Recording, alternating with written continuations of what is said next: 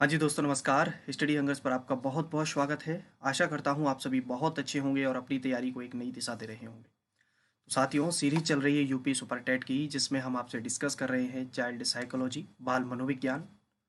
और study hungers का app हो चुका है लॉन्च, तो जल्दी से जिन साथियों ने डाउनलोड नहीं किया है प्ले स्टोर पर जाएं और आज ही डाउनलोड करें। यहाँ पर बहुत सारे फीचर्स हैं जो कि आपका इंतजार कर रहे हैं।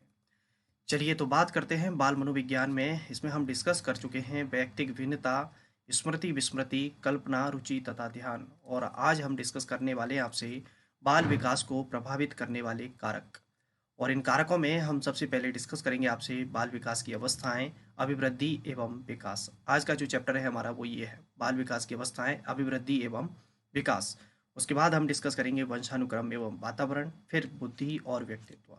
ठीक है, तो चलिए सभी साथी जुड़ जाइए जल्दी से। और हम बात कर रहे हैं इसमें वृद्धि एवं विकास के बारे में कि वृद्धि क्या होती है और विकास क्या होता है।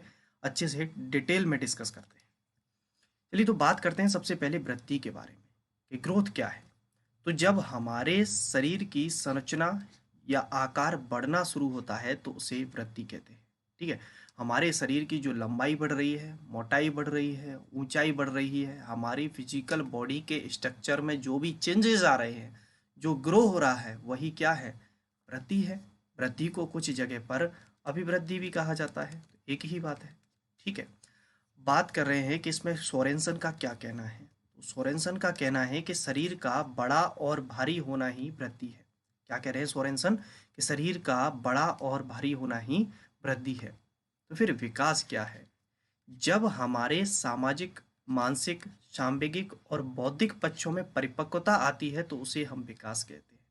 जैसे कि अगर हम बात करें, हमारा जो सामाजिक विकास हुआ, मानसिक विकास, सांवेगिक विकास और बौद्धिक विकास, ये जितने भी हमारे विकास के आयाम हैं, जब वो डेवलप होते हैं, मैच्योर होते हैं, उनमें परिपक्वता आती है तो उसे हम क्या कहते हैं, विकास कहते हैं। अब हम जानते हैं कि वास्तव में वृद्धि और विकास, इन दोनों में क्या अंतर है। तो चलिए पहले डिस्कस करते हैं वृद्धि में क्या अंतर है, उसके बाद हम डिस्कस करेंगे विकास के पॉइंट। ठीक है, एक एक से और बड़े अच्छे से डिटेल में इनको डिस्कस करते हैं। वृद्धि का स्वरूप बाहरी होता है। कैसा होता है? वृद्धि का स्वरूप बाहरी होता है। यानी कि अगर मैं आपसे बात करूं कि कोई भी व्यक्ति है, अगर किसी व्यक्ति की लंबाई बढ़ रही है, अगर कोई व्यक्ति मोटा हो गया है, कोई व्यक्ति कमजोर हो गया है, तो आपको स्पष्ट दिखेगा ना? बिल्कुल दिखेगा। तो वह कैसा हुआ? वृद्धि का स्वरूप बाहरी होता है। वृद्धि कुछ समय के बाद रुक जाती है। क्या कह रहे हैं कि वृद्धि एक टाइम के बाद जाकर क्या हो गई, स्टॉप हो जाती है। जैसे कि अगर मैं आपसे बात करूं तो लगभग 23 से 24 साल के आसपास जाते हमारी शरीर को जितनी भी ग्रोथ होनी होती है वह पूर्ण रूप से हो जाती है। अब 24 साल के बाद में अगर कोई कहे कि का है कि लंबाई कम रहेगी, लंबाई अभी और हो जाती, नहीं, ऐसा पॉसिबल नहीं है। हमारे हाथों को जितना आकार लेना था, हमारे शरीर को जितना आकार लेना था, उतने हमारे अंग विकसित हो चुके हैं। अब उसमें किसी भी प्रकार का कोई भी चेंजेस नहीं आएगा। ठीक है, या आपने देखा हो कभी कोई ऐसा व्यक्ति देखा है कि मान के चलो कि 30 का हो गया, 40 का हो गया, उम्र बढ़ती जा रही है और उसके शरीर के जितने भी अंग हैं वो भी विकसित हुए जा रहे हैं? ना जी ना, ऐसा पॉसिबल नहीं है। क्योंकि वृद्धि क्या हो जाती है, एक समय पर जाकर रुक जाती है।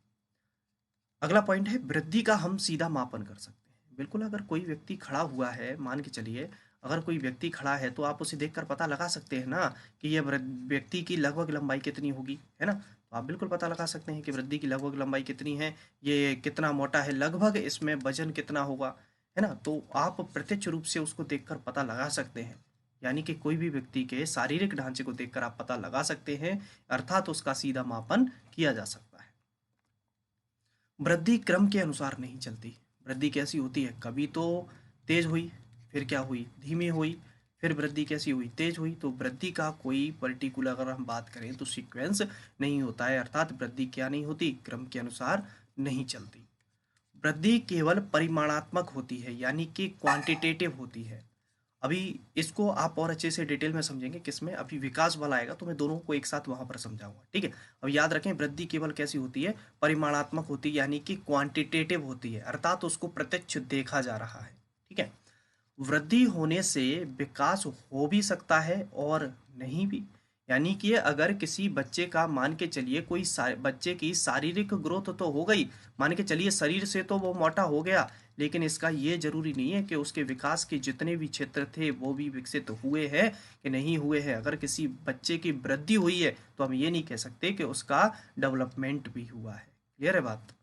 वृद्धि का क्षेत्र संकुचित होता है जी। एक समय पर जाकर क्या हो गई, हमने अभी पढ़ा था कि एक समय पर जाकर वृद्धि क्या हो जाती है, रुक जाती है। अर्थात वृद्धि का जो क्षेत्र है वह कैसा है, संकुचित होता है। तो यहीं पर मैं बात करूं कि अगला विकास, तो विकास का क्षेत्र कैसा हो जाएगा, विकास का क्षेत्र कैसा होता है, व्यापक होता है। आप जितने भी अपने विकास के क्षेत्र हैं उनमें डेवलपमेंट करना चाहते हैं, बिल्कुल आप करिए जीवन भर, जितना भी डेवलपमेंट आप करना चाहते हैं। बात आती है अब डेवलपमेंट की। विकास आंतरिक होता है जी हाँ। आपका मानसिक विकास कितना हुआ, भाषाई विकास कितना हुआ, सामाजिक विकास कितना हुआ, ये आपके शारीरिक ढांचे को देखकर पता नहीं लगाया जा सकता। अर्थात विकास कैसा होता है, आंतरिक होता है। विकास जीवन पर्यंत चलने वाली प्रक्रिया, बहुत पूछा जाता है परीक्षाओं में। वृद्धि एक निश्चित समय पर रुक जाती है और विकास कैसी प्रक्रिया है, जीवन पर्यंत चलने वाली प्रक्रिया। यानी कि जीवन में आप बिल्कुल 50 साल के हो जाओ, जब तक भी कुछ ना कुछ सीखना चाहते हो बिल्कुल सीखते रहोगे, तो आपका डेवलपमेंट लाइफ टाइम चलेगा। विकास का सीधा मापन संभव नहीं है। अगर कोई व्यक्ति खड़ा है तो उस व्यक्ति को आप देखकर ये नहीं पता लगा सकते कि इस व्यक्ति का मानसिक विकास कितना है।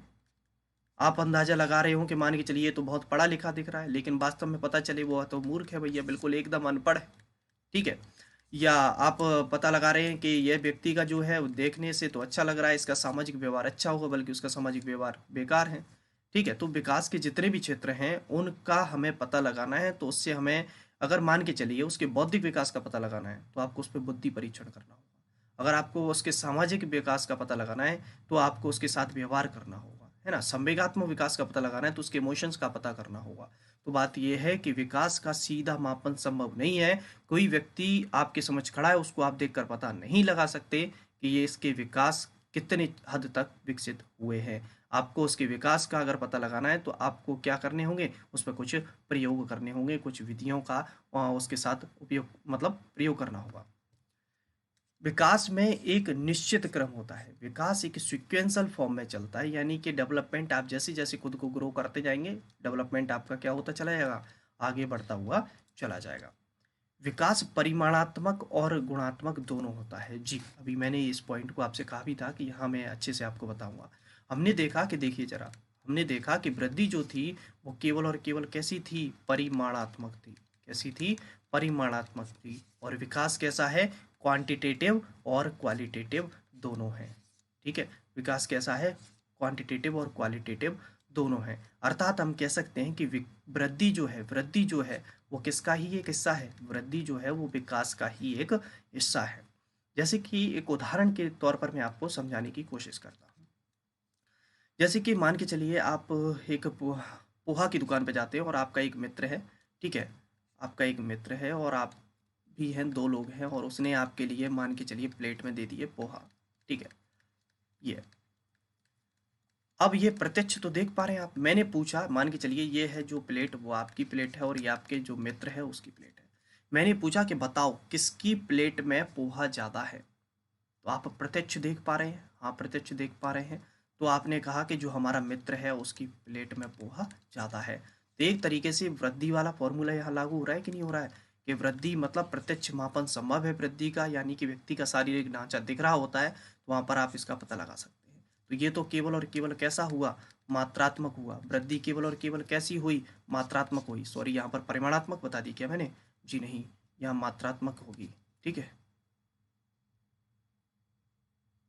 परिमाणात्मक, क्वांटिटेटिव और ये क्वालिटेटिव। और हाँ सही है, बिल्कुल इंग्लिश में सही तो है भाई, क्या दिक्कत है इसमें। परिमाणात्मक हो गया और ये आपका क्वालिटेटिव गुणात्मक हो गया। तो आप उसके परिमाण को देखकर पता लगा पा रहे हैं, बिल्कुल लगा पा रहे हैं। लेकिन अगर मैंने यहाँ पर अगर आपसे कहा कि देखिए ये आपका मित्र है, ये आपकी प्लेट है। ठीक है। ये आपकी प्लेट है। अगर मैं आपसे कहूँगा, आपने देख के पता तो लगा लिया कि भैया इसके अंदर क्या थी, क्वांटिटी कितनी है, ये तो पता लगा लिया। लेकिन अगर मैं आपसे पूछता हूँ कि ये बताओ कि किसकी प्लेट में पोहा ज़्यादा टेस्टी है, यानी कि इन दोनों प्लेटों में से किसका पोहा ज़्यादा अच्छा है। अब आप में से कुछ लोग कहेंगे सर एक ही दुकान का तो है। जी नहीं, आप उस चीज़ को भूल जाइए। मैं तो ये पूछ रहा हूँ कि आप इसमें से ये बताइए कि दोनों प्लेट में से किसका पोहा ज़्यादा टेस्टी है। देख कर बताना है तो नहीं है ना पॉसिबल, सेम विकास की तरह। तो अगर आपको विकास के क्षेत्रों का पता लगाना है तो आपको क्या करने होंगे, उस पर कुछ प्रयोग करने होंगे। अगर आपको इन प्लेट के पोहा का पता लगाना है कि किसका टेस्ट है तो आपको क्या करना होगा, उसे टेस्ट करना होगा। क्लियर है बात। चलिए अगला, विकास वृद्धि के बिना भी संभव है। विकास वृद्धि के बिना भी संभव है यानी कि आप देख पाते हैं कि कई बच्चे ऐसे हैं कि 10 साल का बच्चा है, क्या हुआ, शारीरिक ग्रोथ नहीं हुई तो, लेकिन उसका डेवलपमेंट बहुत ज़्यादा हो गया और 10 साल में बच्चे ने कितनी किताबें लिख दी, 10 किताबें लिख दी। आ रही बात समझ में। तो विकास के लिए वृद्धि का होना भी जरूरी नहीं है, विकास वृद्धि के बिना संभव है। बात आती है कि विकास के कौन कौन से क्षेत्र हैं, ऐसे कौन कौन सी डोमेन हैं डेवलपमेंट के। तो चलिए बता देते हैं। देखिए विकास के क्षेत्र में हम बात करें, शारीरिक विकास, संज्ञानात्मक विकास, भाषात्मक विकास, सामाजिक विकास, नैतिक विकास, सांवेगिक विकास और क्रियात्मक विकास। अगर हम बात करें तो ये विकास के समस्त क्षेत्र, ये हमारी फिजिकल बॉडी से जुड़ा हुआ है। संज्ञानात्मक कॉग्निटिव डेवलपमेंट, भाषाई विकास भाषा से जुड़ा है, सामाजिक सोशल, नैतिक मोरालिटी से जुड़ा है, इमोशन से जुड़ा है, और ये आपका क्रियात्मक विकास से जुड़ा हुआ है। ठीक है, जो आपका मोटर डेवलपमेंट होता है उससे जुड़ा हुआ है। अब हम आपसे बात करते हैं इसमें क्रियात्मक विकास के बारे में कि क्रियात्मक विकास क्या होता है। जब बच्चे की काम करने की क्षमता का विकास हो जाता है तो उसे क्रियात्मक विकास कहते हैं। क्या कह रहे हैं, जब बच्चे की काम करने की क्षमता का विकास हो जाता है तो उसे कौन सा विकास कहा जाता है, क्रियात्मक विकास कहा जाता है। क्रियात्मक विकास के प्रकार बहुत इंपॉर्टेंट है, परीक्षाओं में बहुत ज़्यादा ट्रेंडिंग में है आजकल, बहुत पूछा जा रहा है। ठीक है, तो इसमें दो तरीके के होते हैं, सूक्ष्म पेशीय और स्थूल पेशीय। इसे कहते हैं फाइन मोटर और इसे कहते हैं ग्रॉस मोटर। तो जहाँ पर जिन कार्यों में करने में बच्चे की मांसपेशियां कम काम करें, जहाँ पर बच्चा छोटे छोटे कामों को कर रहा है, मांसपेशियां कम काम कर रही हैं, जैसे कि लिखना, ब्लॉक बनाना आदि, जितने भी छोटे छोटे काम हैं। लेकिन जहाँ पर जिन कार्य को करने में बच्चे की सभी मांसपेशियां लगभग काम करें तो वह कौन सा है, स्थूल पेशीय। तो सूक्ष्म पेशीय कैसा है, छोटा है, और स्थूल पेशीय कैसा है, बड़ा है। तो स्थूल पेशीय में आप देख पा रहे हैं जैसे उछलना, कूदना, दौड़ना, भागना, ये जितने भी हैं। तो याद रखें, सूक्ष्म पेशीय और स्थूल पेशीय परीक्षा में बहुत ट्रेंडिंग में है भाई, चल रहा है आजकल, पूछा जा सकता है। तो ये तो थी वृद्धि और विकास के ऊपर चर्चा, डिटेल में हमने कर ली है और आई होप आपको अच्छे से क्लियर भी हो गया होगा। ठीक है, अब हम बात कर रहे हैं आपसे विकास की अवस्थाओं के बारे में कि विकास की अवस्थाएं कैसे हैं। विकास की अवस्थाएं, बच्चे के विकास की विभिन्न अवस्थाएं होती हैं और इन्हीं अवस्थाओं में बच्चे का एक निश्चित विकास होता है। भिन्न भिन्न मनोवैज्ञानिकों के द्वारा विकास की भिन्न भिन्न अवस्थाएं बताई गई हैं, जैसे रॉस, हरलॉक, भारतीय मनोवैज्ञानिक आदि। तो आप जब पढ़ेंगे बुक्स में तो आपको तमाम प्रकार के मनोवैज्ञानिक मिलेंगे, वहाँ पर से कुछ खास हैं जैसे रॉस हुआ, हरलॉक हुआ और हमारे जितने भी भारतीय मनोवैज्ञानिक हुए उनके द्वारा। तो चलिए देखते हैं रॉस क्या कहते हैं। रॉस के अकॉर्डिंग अवस्थाएं जो बताई गई वह बताई गई हैं शैशवावस्था, और शैशवावस्था का जो टाइम पीरियड बताया इसने वो बताया 1 से 3 वर्ष तक। प्रारंभिक बाल्यावस्था, प्रारंभिक बाल्यावस्था का समय काल बताया 3 से 6 वर्ष तक। उत्तर बाल्यावस्था, उत्तर बाल्यावस्था का जो समय बताया 6 से 12 वर्ष तक। किशोरावस्था का समय बताया 12 से 18 वर्ष तक। तो याद रखें, रॉस के अनुसार 4 अवस्थाएं बताई गई, शैशवावस्था, प्रारंभिक बाल्यावस्था, बाल्यावस्था और किशोरावस्था, जिसमें से मुख्यतः जो इम्पोर्टेंट है वो है शैशवावस्था और प्रारंभिक बाल्यावस्था। किसके अकॉर्डिंग बात कर रहे हैं हम, रॉस के अकॉर्डिंग। अब बात आती है कि हरलॉक के अनुसार, हरलॉक का क्या कहना है अवस्थाओं के बारे में। हरलॉक ने बताया गर्भावस्था, गर्भावस्था गर्भधारण से जन्म तक। शैशवावस्था जन्म से 2 वर्ष तक। पूर्व बाल्यावस्था 2 से 6 वर्ष तक। उत्तर बाल्यावस्था 6 से 12 वर्ष तक। किशोरावस्था 12 से 21 वर्ष तक। और ये जो किशोरावस्था थी इसी को क्या कर दिया इसने, 3 भागों में बांट दिया। जैसे कि इसने कह दिया यहाँ पर, क्या कह दिया, पूर्व किशोरावस्था, मध्य किशोरावस्था और उत्तर किशोरावस्था। जैसे इसको कह दिया, मान के चलिए पूर्व बाली को कह दिया 12 से 15, और मध्य किशोरावस्था को कह दिया 15 से 18, और उत्तर किशोरावस्था को कह दिया 18 से 21 वर्ष। ठीक है, तो ये आप याद रखें, ये अवस्थाएं किसके द्वारा बताई गई, हरलॉक के अनुसार। और इससे पहले हमने किसके द्वारा डिस्कस की, रॉस के अनुसार। ठीक है, और ये जो पीडीएफ है, जितनी भी क्लासेस के सीक्वेंस वाइज आपकी क्लास चल रही है, पीडीएफ आप टेलीग्राम चैनल से जुड़ जाएँ, वहाँ पर मैं अपलोड कर देता हूँ, तो वहाँ से आप लोग डाउनलोड कर लिया करो, ठीक है? मुख्यतः जो हमारे सामान्यतः परीक्षाओं में पूछी जाती हैं अवस्थाएँ, उनके केस में अगर हम आपसे बात करें, तो देखिए सबसे पहले जो मानी गई, वो मानी गई है गर्भावस्था। और गर्भावस्था का जो समय काल माना है, गर्भाधान से 9 माह या 9 माह से 10 दिन तक। अब हो सकता है कि परीक्षाओं में माह में ना पूछते हुए वह आपसे क्या पूछ ले, सप्ताह में पूछ ले। तो बता देंगे गर्भाधान से 38 सप्ताह या 40 सप्ताह। सप्ताह में ना पूछते हुए दिन में पूछ लिया तो आप बता देंगे गर्भाधान से 270 या 280 दिन। क्लियर है बात? अगर माह में पूछ लेगा तो गर्भाधान से ये समय है। उसके बाद अगर आपसे पूछता है सप्ताह में तो ये, और अगर आपसे पूछता है दिन में तो 270 या 280 दिन। क्लियर है? अब जो गर्भावस्था है ना, इसी गर्भावस्था को क्या किया गया, 3 भागों में बांटा गया। जैसे डिंबावस्था और पिंडावस्था और भ्रूणावस्था। क्या हुआ, इसी अवस्था को बांट दिया गया, 3 भागों में बांट दिया गर्भावस्था को। डिंबावस्था में बताया कि जो जाइगोट होता है, ये जो जाइगोट है, ये वंशानुक्रम वाले चैप्टर में और डिटेल में पढ़ाऊंगा मैं आपको। युग्मनज जिसे हम कहते हैं, जो कि अंडाणु और शुक्राणु से मिलकर बना होता है। यह क्या होता है कि इधर उधर माँ की गर्भनालिका में तैरता रहता है, ठीक है। और इसका जो टाइम पीरियड बताया गया, इसे डिंब का जो टाइम पीरियड बताया गया, वो कितना बताया गया, वो बताया गया डिंबावस्था का गर्भाधान से 14 दिन। ठीक है, कितना है, गर्भाधान से 14 दिन। अब गर्भ डिंबावस्था के बाद अगर हम बात करें तो इसमें धीरे धीरे क्या होते हैं, बच्चे मांस जोड़ना प्रारंभ हो जाता है और वह एक छोटे से पिंड जैसी, आलू जैसी आकृति ग्रहण कर लेता है। और इसमें जितने भी अंग हैं, उन अंगों का बच्चे के अंदर आंख, नाक, कान, त्वचा, बाल, ये जितने भी हमारे ऑर्गन्स हैं, उनका क्या होना स्टार्ट हो जाता है, बच्चे में आना प्रारंभ हो जाता है। और पिंडावस्था का जो समय है, आप देखेंगे कि 15 दिन से 2 माह, हो सकता है कुछ जगह पर 3 माह भी दिया हो, ठीक है। तो इस तरीके से आप पिंडावस्था, और पिंडावस्था के बाद भ्रूणावस्था, और यहाँ पर ये जो समय दिया है, वह दिया है 3 माह से 9 माह। भ्रूणावस्था में किसी भी नवीन अंग का विकास नहीं होता, जो बच्चा बनकर तैयार हो जाता है उसमें केवल और केवल ग्रोथ और डेवलपमेंट चलता रहता है। बात आती है शैशवावस्था की। शैशवावस्था का समय काल अगर हम बात करें तो परीक्षाओं में पूछ लिया जाता है, डायरेक्ट अगर आपसे पूछ रहा है परीक्षा में, कई बार आप ऑप्शन के अकॉर्डिंग भी जाते हैं। जैसे ऑप्शन में अगर उसने दिया जन्म से 5 वर्ष, तो जन्म से 5 ठीक है, लेकिन कुछ जगह हो सकता है जन्म से 5 ना देते हुए उसने लिख दिया जन्म से 6 वर्ष, तो जन्म से 6 भी ठीक है। कभी ऐसा नहीं हुआ कि जन्म से 5 भी हो, जन्म से 6 भी हो, बहुत कम रेयर केस में होता है ऐसा। लेकिन इसी अवस्था को अगर आपको 2 भागों में तोड़ना है तो आप ध्यान से देखिए, जरा समझिए इसे। जैसे कोई एक अवस्था है, ठीक है, जैसे मैंने बात की शैशवावस्था की, और शैशवावस्था को 2 भागों में तोड़ रहे हैं, पूर्व शैशवावस्था और उत्तर शैशवावस्था। पूर्व से तात्पर्य यहाँ पर पहले, यानी कि आप कह सकते हैं इसे प्री, और ये हो जाता है उत्तर, अर्थात हो जाता है बाद में, यानी कि आप कह सकते हैं पोस्ट। तो जो टोटल अवस्था है उसको 2 भागों में बांट दीजिए, तोड़ दीजिए उसको। जैसे ये जन्म से 6 वर्ष थी, मैंने कहा, तो पहली वाली है पूर्व शैशवावस्था, तो आप इसे कितना कह देंगे, तो आप इसे कह दीजिए जन्म से 3 वर्ष। और जो उत्तर शैशवावस्था थी, इसे आप कितना कह देंगे, आप कह दीजिए 3 वर्ष से 6 वर्ष। ठीक है, तो कोई भी स्टेज को जब आप 2 भागों में बांट रहे हो तो आप इस तरीके से बांटिए। प्रारंभिक 3 वर्ष को आप पूर्व कह देंगे और अंतिम 3 वर्ष को आप क्या कह देंगे, उत्तर कह देंगे। ठीक है, बात आती है कि शैशवावस्था की विशेषताएं क्या क्या है। शैशवावस्था की अगर हम विशेषताओं के बारे में बात करें तो शारीरिक विकास की तीव्रता है। इस अवस्था में जो शारीरिक विकास होता है वह तीव्र गति से होता है। आपने देखा होगा छोटे छोटे बच्चे हैं, 3 माह का बच्चा आपने देखा, फिर 9 माह का बच्चा, 1 साल का, 1.5 साल का, और उसकी जो ग्रोथ हो रही है वो बहुत तीव्र गति से होती है। दूसरों पर निर्भरता, बच्चा छोटा होता है तो डिपेंडेंसी होती है दूसरों पर।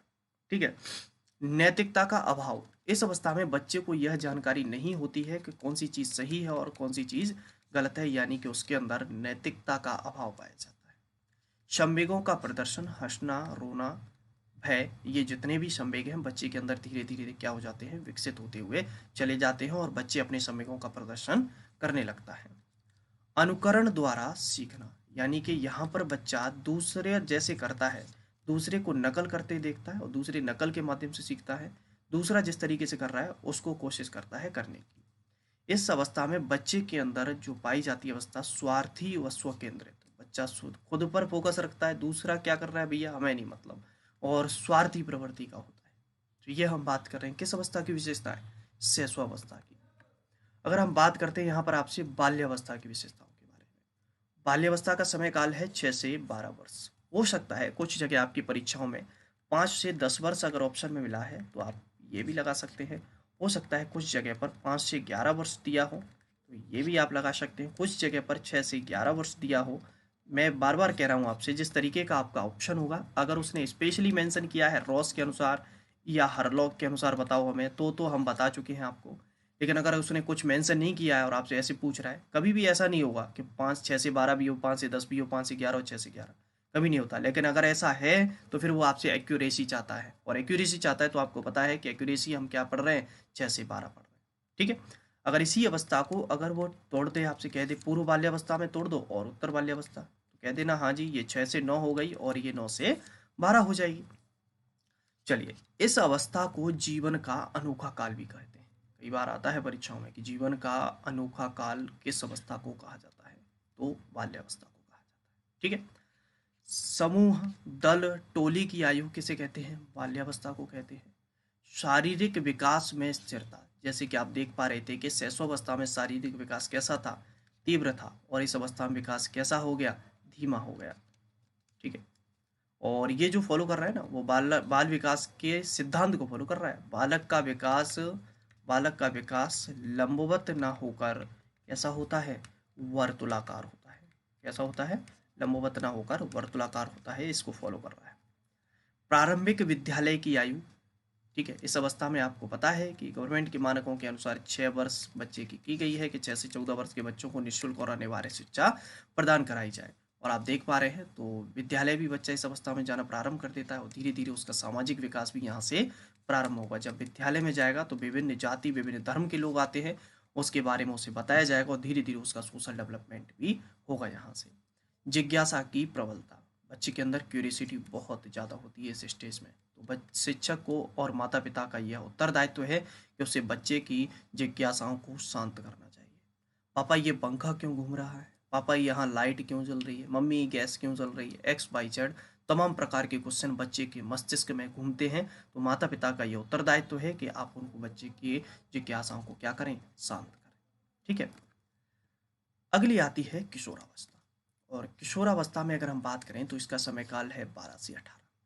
देखिए, इसमें बहुत सी और भी समय काल हम ऐड करते हैं, 11 वर्ष से 17 वर्ष तक। ठीक है।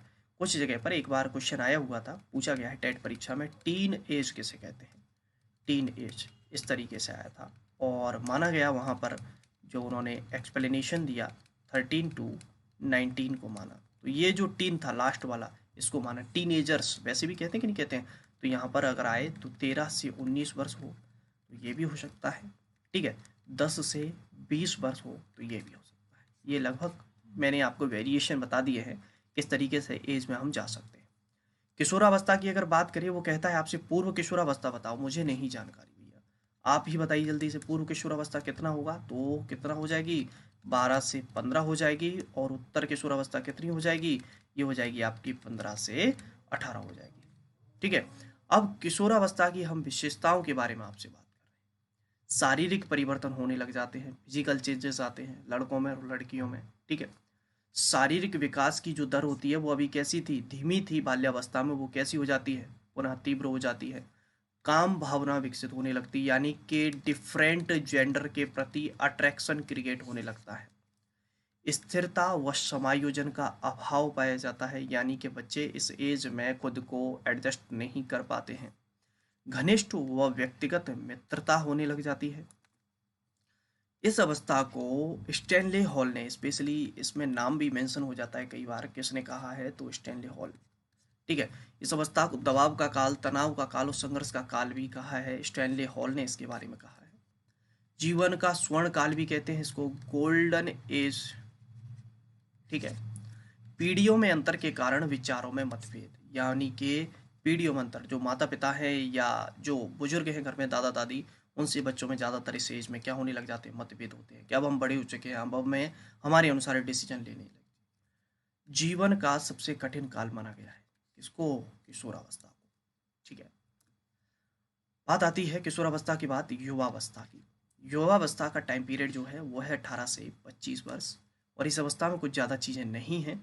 इस अवस्था में बालक अपने भविष्य के बारे में चिंतित होने लगता है कि क्या करना है, क्या पढ़ना लिखना, जीवन की जो भी और क्रियाएं हैं उनके बारे में।